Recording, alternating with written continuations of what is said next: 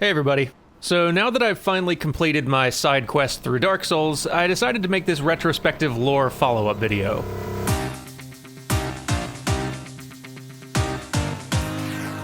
As all of you saw, my Dark Souls experience was a mostly blind playthrough, and Dark Souls' story isn't the kind that you wrap your head around completely the first time through.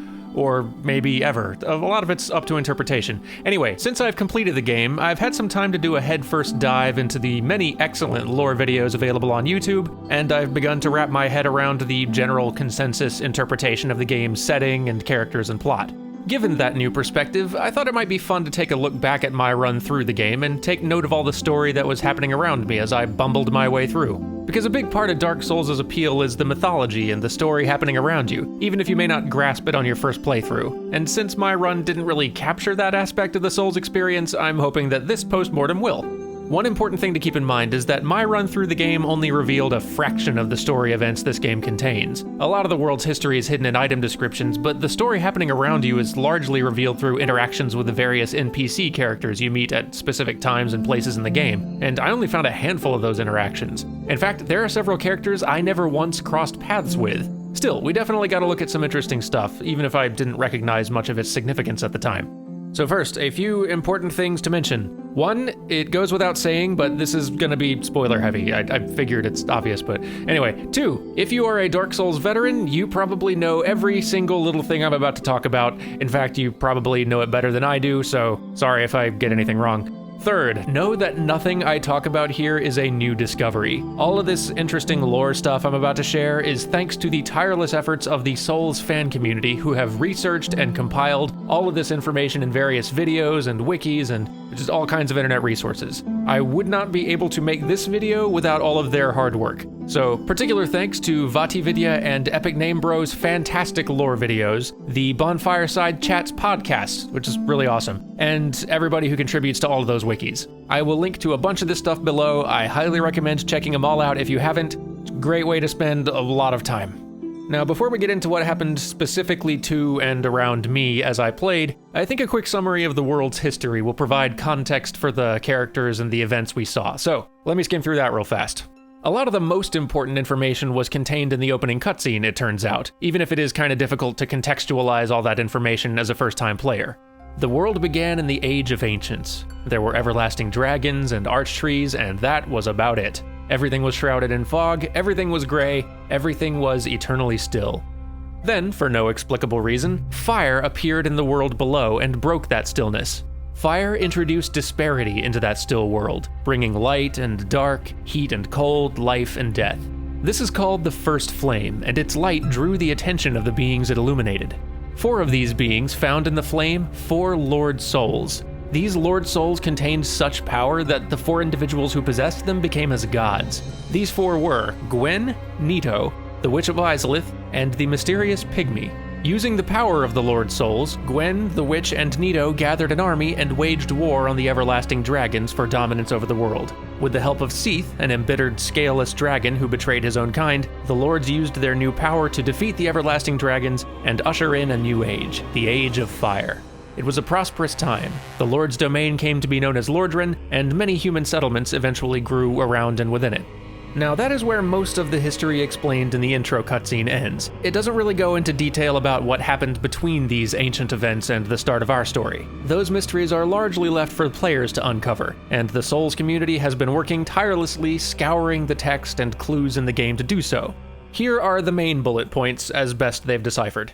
Inevitably, all fires slowly fade and die. So it was for the First Flame and the Age of Fire it enabled. As the flame diminished, so too did the Lord Souls, sending the gods into a panic. The Witch of Izalith thought to try using her Lord Soul and her knowledge of sorcery to recreate the First Flame. If she could pull that off, their Age of Fire could last forever. This plan went about as badly as it possibly could. The fire she created spun into chaos, consumed and corrupted all of Izalith, including her children, and birthed demons into the world. The First Flame continued to dwindle, and Gwen grew desperate. Seeing no other solution, he left Anor Londo in the hands of his children, departed for the kiln of the First Flame with his knights, and linked his own powerful soul to the fire, feeding it to stave off the darkness a little longer. This brings us to the Undead Curse. Not much is known for sure about its origin, but what is known is that this curse marks the victim's body with the dark sign and renders them unable to permanently die. Upon death, these undead are reborn at bonfires over and over. If they don't maintain their humanity, their bodies and intelligence will eventually decay, rendering them hollow, mindless, and aggressive. Undead are generally feared and despised by the rest of mankind, and some groups have taken to corralling them in an asylum to the north, imprisoning them for eternity. This brings us to the events of the game. Centuries have passed since Gwyn kindled the flame with his soul, and it continues to fade. Now there are only embers, and soon only dark will remain. But some undead tell of a prophecy stating that one day a chosen undead will escape the asylum, pilgrimage to Lordran, ring the Bell of Awakening, and learn the fate of the undead. And thus begins our story of the chosen undead, Elise. Just so we can get a bird's eye view of what happened in our playthrough, let's run through the bullet point version of Elise's journey, skipping all of the tangential bits and the side stories. Don't worry, I'm going to come back to all that stuff later. We begin locked up in the undead asylum, awaiting the end of the world as we slowly go hollow in our cell, when suddenly we are freed by a mysterious knight. With his dying breath, this knight entreats us to carry on his mission, to fulfill the old prophecy by escaping the asylum, ringing the Bell of Awakening, and learning the fate of the undead. It's not much to go on, but we're sure not gonna stay here. We escape the asylum and are carried to Lordran, specifically to a safe haven called Firelink Shrine. There, we are told that we were given some incomplete information. There are actually 2 Bells of Awakening, one above us in the Undead Church, one far below us in Blighttown. We fight our way up through the Undead Burg to ring the first bell, and then battle our way down through the depths in Blighttown to ring the second. And in achieving this goal, we do several things. First, we signal this here giant to open up the gate to Sen's Fortress, the only known path to Anorlando. Second, we awaken the primordial serpent Kingseeker Frampt back at Firelink Shrine. And third, we finish satisfying all the objectives described in the prophecy, escaping the asylum and ringing the bells, which means now we get to learn the mysterious fate of the undead. And Kingseeker Frampt is happy to oblige. He claims that he's a friend of Lord Gwyn, and that he's been waiting for the chosen undead a long time. He tells us that it is our fate to succeed Lord Gwyn, so that we may link the fire, cast off the dark, and undo the curse of the undead. Which sounds really good, if a little bit vague. To achieve this, Frampt tells us that we will need to retrieve the Lord Vessel from Anorlando, and to get there we're going to need to go through Sen's Fortress, something that a lot of people have tried and failed to do before us. We do eventually survive Sen's House of Traps, and are brought to Anorlando, the forsaken realm of the gods, bathed in perpetual sunset. At the top of the cathedral we find Guinevere, daughter of Lord Gwyn, Princess of Sunlight. She gives us the Lord Vessel and asks the same of us as Frampt did. Succeed Lord Gwyn, inherit his sunlight, end this twilight and the undead curse. She says without the fire, all will be frigid and frightful dark. Back at Firelink, Frampt bids us place the Lord Vessel on an altar below the shrine, which opens up several barriers across Lordran. Frampt gives us our next task. Obtain the Lord Souls, the ones originally found in the first flame, and place them in the Lord Vessel to proceed. The first Lord Soul we claim from its original owner, Gravelord Nito.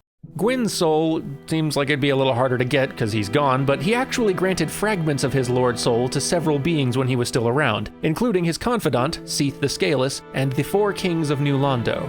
We claim all of those as well. The last is that of the Witch of Izalith, which sits at the twisted site of her failure to recreate the first flame, the Bed of Chaos. On our way towards Seath's archives, we stumble upon a hidden passage below the cathedral, which leads to Gwyn's honorary tomb and, it so happens, his youngest child, Gwendolyn, who attacks us for profaning the tomb with our presence. After defeating this god, we're led to believe that they were the last god actually remaining in Anorlando, and that the Guinevere we met is an imposter. And indeed she is. Dispelling this illusion causes the entire facade of Anorlando to crumble. The city is, in fact, forsaken. The gods are gone, and the city is shrouded in dark.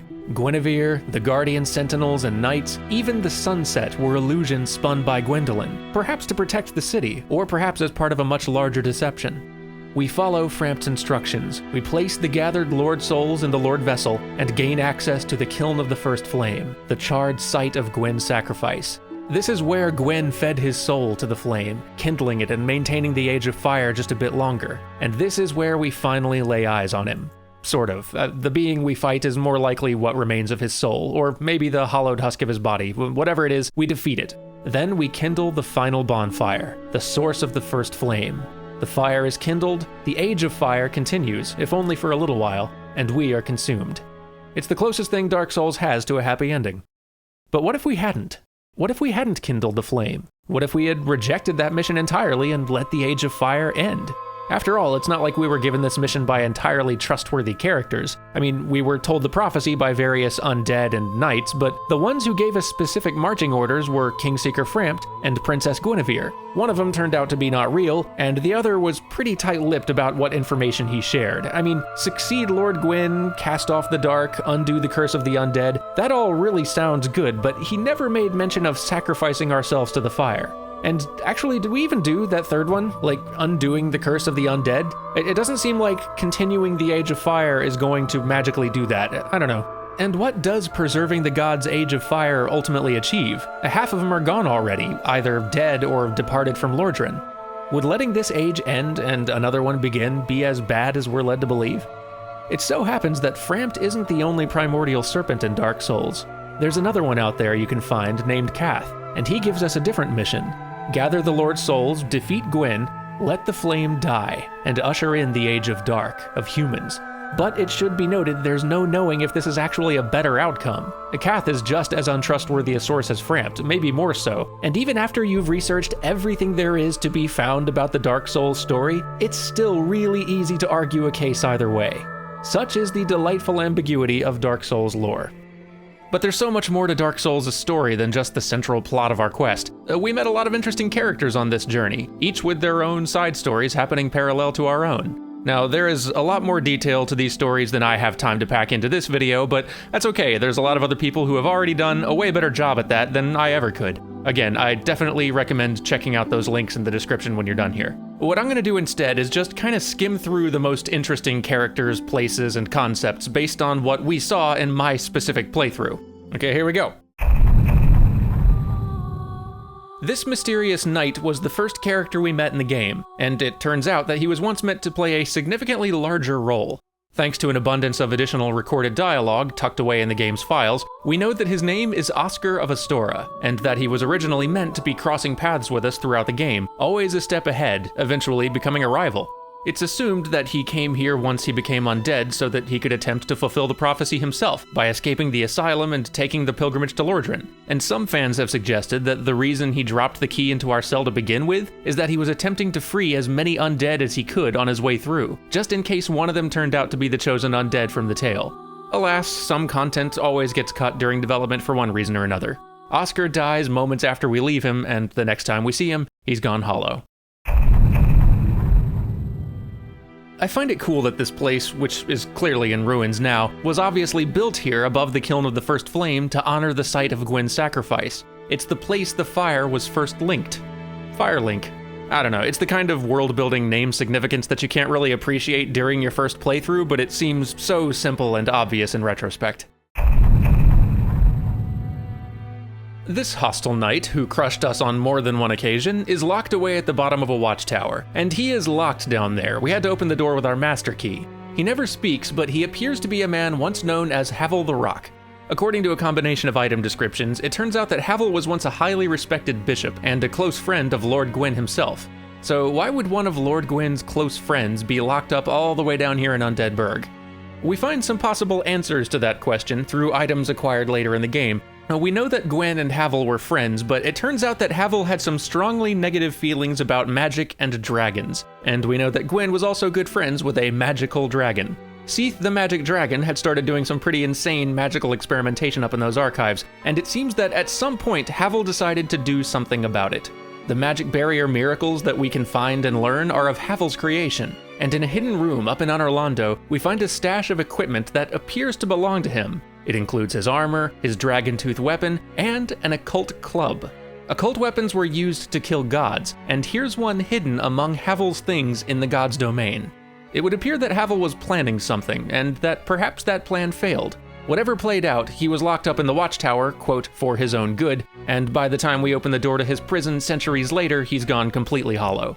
And then we kill him after several tries and feel pretty impressed with ourselves. So it turns out we only saw part of this group's tale. The party includes Petrus, whom we first met upon our arrival at Firelink, two clerics named Nico and Vince, and Rhea, the priestess they're all here to escort. They're tight-lipped on the purpose of their mission, but if you talk to the right NPCs at the right times, you can discover that their duty as undead members of the Way of White is to recover a rite which will allow kindling bonfires even further. And why wouldn't they want that? I got one off Pinwheel, and it is really useful. Suffice it to say that their mission does not fare well. Petrus becomes separated from the group, Nico and Vince both go hollow, and Rhea is left helpless in the Tomb of Giants. Fortunately, we just happen to be helpless in the Tomb of Giants nearby, and come to her rescue. Unfortunately, during the struggle with the hollowed Vince and Nico, Rhea vanishes, most likely killed during the fight. The only survivor of the group is this piece of work, who finds his way back to Firelink just fine. There's a good bit more to Petrus and Rhea than our playthrough revealed, but let's just say, he didn't get separated from the party on accident. We first meet this cheerful knight from Astora near the bridge to the Undead Church, and he offers to assist us throughout our journey. Solaire is a warrior of sunlight. He reveres the sun like a magnificent father. He says he's here on a quest to find his very own son. In fact, he became undead to do so, which is interesting, as this suggests that one might be able to voluntarily become undead somehow. He helps us defeat the bell gargoyles that were giving us so much trouble, and our paths cross numerous times over the course of our journey. Each successive meeting seems to see him in lower spirits though, as continued failure to find the son he seeks begins to wear on his resolve. By the time we find him in Lost Izalith, he appears to have sunk fully into despair, and when we see him next, that despair will have pushed him fully into desperate madness. Whether it's the emotional anguish or the sunlight maggot he's wearing, Solaire's mind is lost, and we're forced to end him there. One of Dark Souls' bigger prevailing mysteries concerns the identity of Gwyn's eldest son, a god of war who had his deific status revoked and was cast out of Anor Londo for some reckless mistake. No one knows who this son might be, but Solaire is one of the favored candidates, and it does kind of feel like there are a lot of clues to support that theory. His obsession with the sun, his considerable power, which doesn't seem to come from any of his equipment. He even uses Gwyn's signature lightning bolt spell in combat. It's never been confirmed as anything more than a theory, but it's a theory that I like. True or no, he's one of Dark Souls' few lovable characters. The only other two I can think of that could possibly give him a run for his money are... We bump into this jolly knight of Katarina numerous times as we travel, always under similar circumstances. He's run up against a barrier of some sort, and can't figure out how to proceed, so he waits until the problem solves itself. By which I mean until we solve the problem for him. We open the gates to Sen's fortress for him, we stop the fortress's boulder traps for him, we kill a room full of Anor Londo's silver knights for him, and we give him some extra moss to survive the poisonous swamps in Blighttown. After all that, when we catch up to him in Lost Izalith, above yet another seemingly impassable obstacle, he feels an obligation to finally return the favor and help us. And despite our best efforts to assist in the fight, this act of bravery was his last. But unknown to Siegmeyer, he was being searched for. We found his daughter, Sieglind, captured and trapped in a crystal golem outside Seath's archives. She was trying to find her father to relay some news about her mother, and she bemoans his tendency to wander and get himself in trouble. We never ran into her again after witnessing Siegmeyer's sacrifice, so who knows how her story played out. I suspect her journey to find him has been every bit as much the adventure as his own. Most everything about this punk remains ambiguous. He's from Karim, his equipment suggests that he's a devout worshipper of the goddess Fina, and he ends up murdering the firekeeper Anastasia, stealing her soul and running off back to his own world with it. Why did he want it? What did he want it for? How did he get himself out of that cell in the undead church to begin with? And what's with the cartoon villain voice? All we have are theories. Speaking of firekeepers... So I think we met 3 firekeepers in total, right? There's Anastasia below Firelink Shrine, the Dark Moon Knightess in Anor Londo, and the Fair Lady near the Demon Ruins.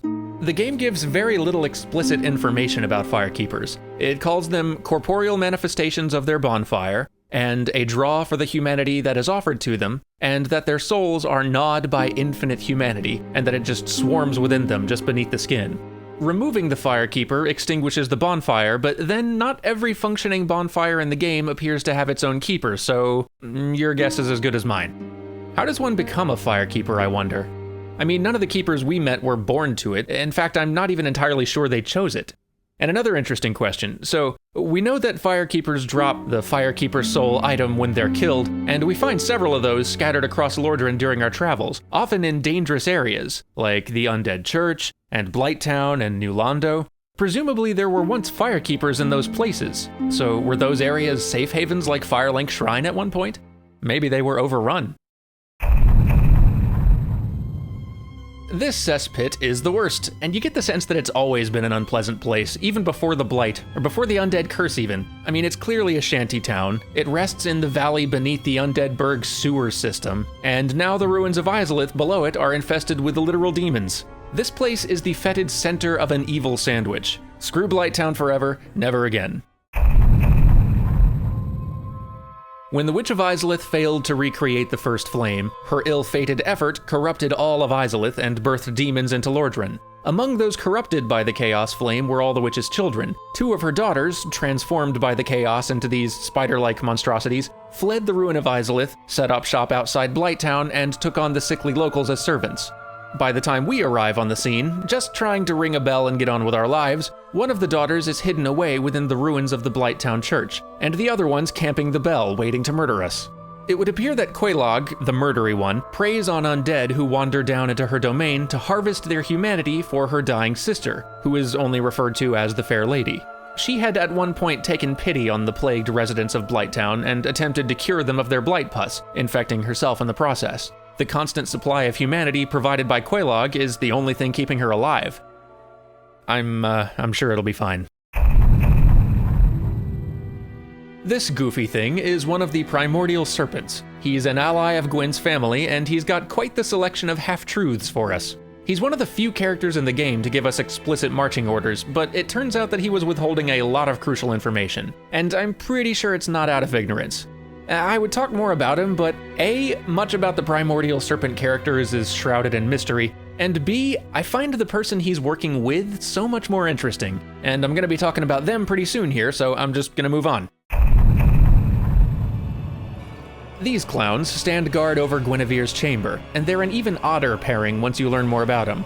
Ornstein was one of Gwyn's 4 elite knights, their captain, actually. He was even given a tiny fragment of Gwyn's soul. Like seriously, this was one of the most highly revered warriors in the entire Age of Fire. Executioner Smo, on the other hand, is just psychotic. He aspired to be one of the elite knights, but Gwyn wouldn't take him. And for good reason, he enjoys his work way too much. He even grinds the bones of his victims into his food, like he is actually a nutcase. So what are these two doing working together now? I mean, it could be that Smo was made a knight later, after Gwyn's passing.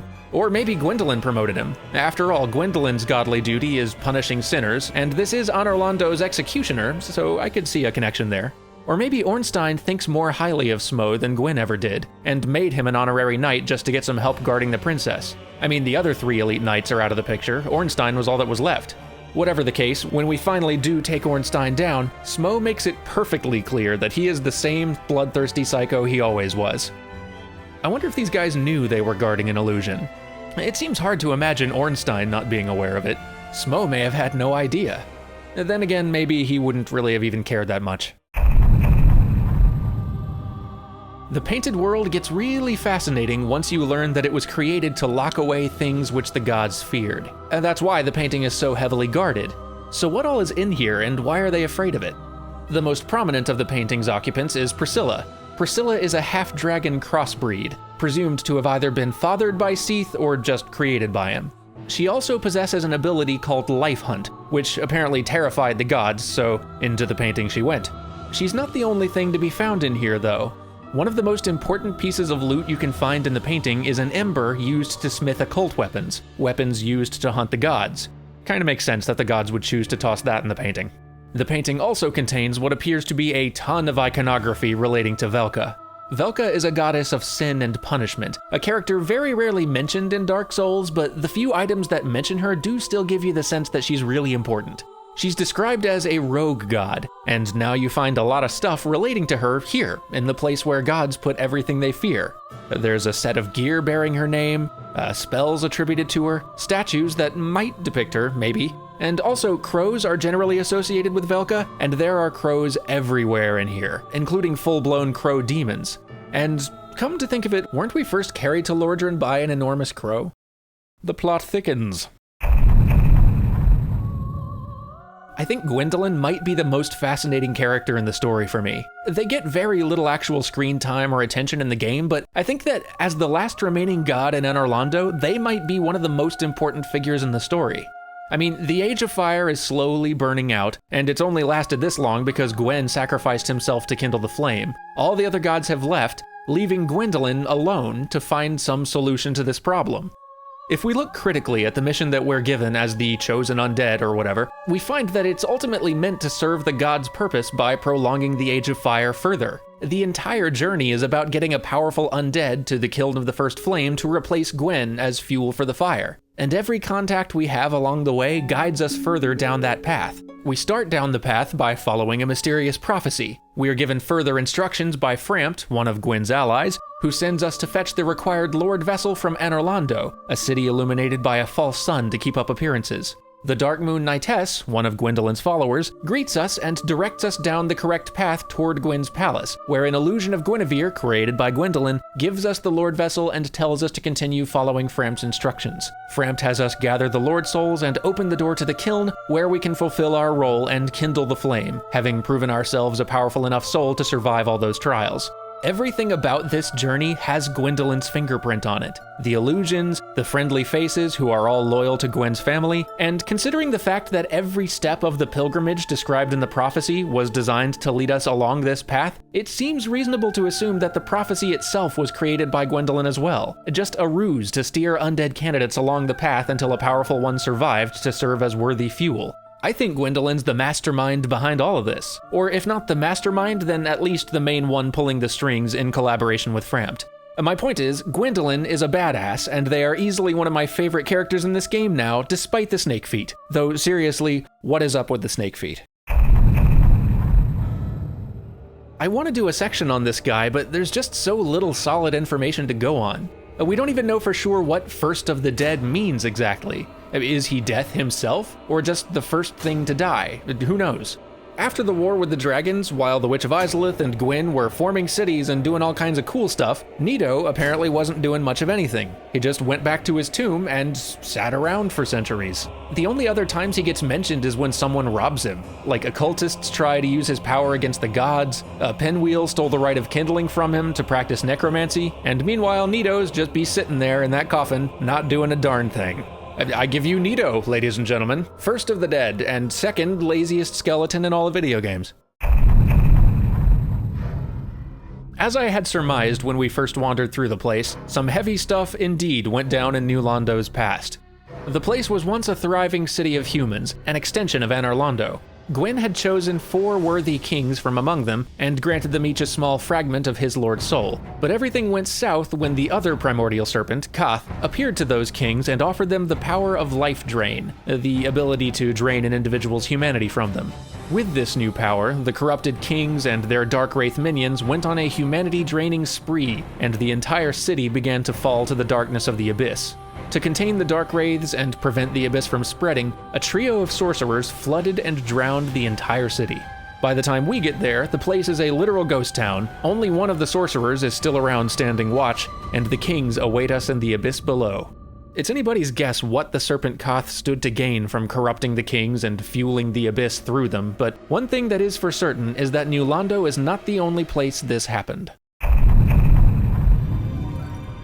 The Witch of Izalith failed in her effort to recreate the First Flame and prolong the Age of Fire, and everything we find in Lost Izalith is the ultimate result of that failure. Ruins, all manner of demons, and at its core the Bed of Chaos, the source of every demon in Lordran. And kind of a pain in the ass boss fight, if I'm honest. Back in the Age of Ancients, the everlasting dragon's stone scales are what granted them immortality, and Seath lacked them. He betrayed his own kind and allied with Gwyn during the war, and was awarded a dukedom in Anorlando for it, and a fragment of Gwyn's Lord Soul. Taking up residence in the archives, Seath delved deeply into sorcery and magical crystal research on a quest to achieve immortality for himself, and he went mad over time, turning the archives into a prison and kidnapping and experimenting upon Lordran's subjects. It's not really until later in the game that you realize you've been seeing Seath's influence all over the place. The channelers you run into are his agents, tasked not only with being his eyes all over the realm, but also with finding suitable test subjects. The crystal golems are his creation too, used for capturing and transporting individuals, as we see a couple of times firsthand. The moonlight butterflies also his creation, and it's interesting that we see a lot of Seath's handiwork wandering around Darkroot in general. Darkroot was once the land of Ulasil, after all. And there's also the fact that we find the broken pendant inside a crystal golem in Seath's archives, the same pendant that eventually gets us yanked back in time to Ulasil. I think it's safe to say that Seath had a fairly heavy interest in this place. Speaking of which, now is as good a time as any to talk about what went down in Ulasil. So Ulasil was once a kingdom in Lordran, and I was correct in guessing that it was located where Darkroot exists now. Due to the meddlings of a certain primordial serpent long ago, its inhabitants fell to the corrupted dark of the abyss, the same threat which New Londo was flooded to contain. Ulasil was lost, and ultimately forgotten. An effort had been made to stop the spread of the abyss there, though, which is where Artorias comes in.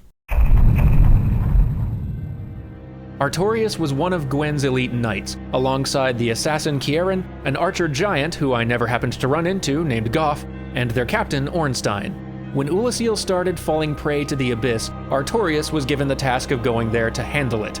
He ventured into the darkness with his wolf Sif, who I also never ran into in the abyss. I don't know how I didn't manage to find any of these characters. Sadly, Artorias failed in his mission. He was corrupted by the abyss, and only just managed to defend Sif from it before losing himself completely. Then we arrive on the scene, put down the corrupted Artorias, and complete his mission in the abyss ourselves, although he'll still get credited for it, which, fine. He was mourned by Kieran, and in the present day we find a body resting against his gravestone that is most likely hers. He's also mourned by Sif, who stands guard over his grave for centuries. Until we show up and are forced to kill Sif because, as we all know, it is very difficult to effectively negotiate with a giant wolf once it has pulled a sword on you. That's a good life lesson. We first found Dusk trapped in one of Seath's golems.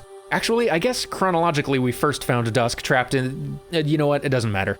Given the fact that she's a princess from a kingdom lost centuries ago, she's probably been in that golem for a long time. I didn't realize it while I was playing, but after you've freed her, you can actually summon and speak with her more in Darkroot to find out more about Ulasil. Upon venturing into the past, we learn from Elizabeth that Dusk was in need of rescuing, and indeed she was. When we did manage to free her, she was traumatized beyond speech. I guess 2 or 3 centuries stuck in a crystal golem gave her plenty of time to recover. Down in Lower Ulasil, in the chasm of the abyss, surrounded by rampant sprites of humanity, we find the source of the corruption, Manus, the warped image of humanity spun out of control. But Manus was once human, in fact, a primeval human, one of the first in existence. Ulasil's residents, urged on by whatever serpent was messing with them, dug up this human and experimented upon it, and the wild humanity they unleashed from this ancient being brought forth the abyss. There's a lot of heavy speculation on the internet about who this primeval human might have been, but I'm just gonna jump right to the larger point. I find it funny that one of the most core elements to the Dark Souls universe, and the thing that the game is actually named after, is so difficult to find hard details about in the game's lore. What is this humanity stuff? Because, I mean, it's a weird thing in this game. Humanity is what makes us human, which makes sense, and maintaining it keeps an undead from going hollow, which also kind of makes sense. And yet it's also something that you can pillage, because it's an actual object in this universe. And that's the part that's hard to wrap your head around. Like, here it is. This is what humanity physically looks like. Just a little black sprite that you can hold in your hand. You can find it on corpses and just pick it up and take it. You can find it on rats and dogs too, presumably because they've been eating the corpses. Like Souls, humanity isn't just an abstract concept in Dark Souls. It's an actual physical substance, an element. And understanding it is key to wrapping your head around the larger mythology of Dark Souls. So, you remember way back at the beginning of this video when I was telling the ancient history of the world about when the ancient lords found the Lord's souls in the flame? Nito, the Witch of Izalith, and Gwen, and the Pygmy. So easily forgotten. Information you can find much later in the game reveals that the Pygmy was probably the ancestor of mankind, and that the soul it found was different than the others, the Dark Soul. This soul spread and multiplied. While the other lords waged their war on the dragons and used the power of their lord souls to forge an age of fire, the Pygmy simply sat in secret, splitting off fragments of the Dark Soul and spreading them among its children. And so as mankind spread and multiplied, so too did these fragments, these little sprites which we know as humanity. The Age of Fire and the Lord's souls are waning, but the Dark Soul only continues to multiply and spread. The Age of Dark, which the gods have worked so hard to delay, is the inevitable age of humanity. But even knowing that much, so many aspects remain ambiguous. It's hard even to know if the Age of Dark would be a good thing.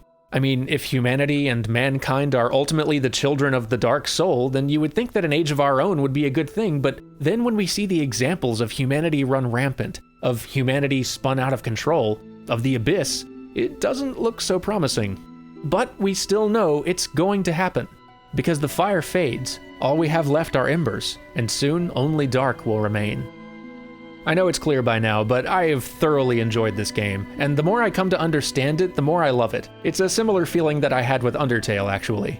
I hope this quick overview of the mythology and the stories of Dark Souls have helped to better show the appeal of this game's lore. I've certainly had a great time learning all of it, and I am so looking forward to future playthroughs of this game, because not only is there so much more mechanical depth to enjoy and slowly master in the combat, but there are so many different paths that one can take through this. I mean, there are so many what-ifs to ask after this one playthrough. What could I have done differently? What should I try next time?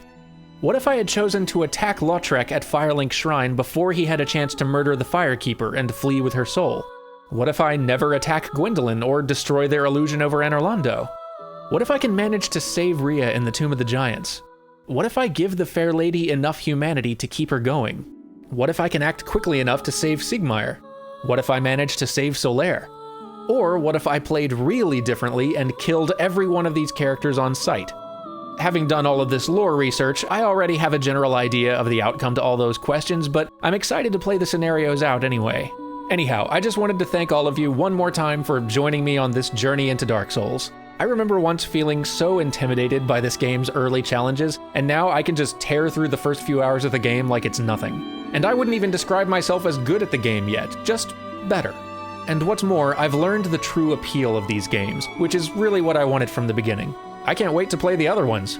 And if you're interested, I hope that some of you will join me for that as well. So until then,